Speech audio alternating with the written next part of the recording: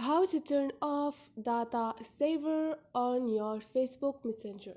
Hi guys, in this video I will show you how to turn off your data saver on your Facebook Messenger. It's so easy and quick, so let's start. First thing, go to your Facebook Messenger, click on it, and now click on your profile. Scroll down and click on data saver, and you have on data saver. Click on it and turn off this option. Enable click to download for image and videos when using mobile data, and you choose if you want to turn it back on or just keep it off. And this is it. Hope this video was helpful to you, and if you liked the video, don't forget to subscribe and like.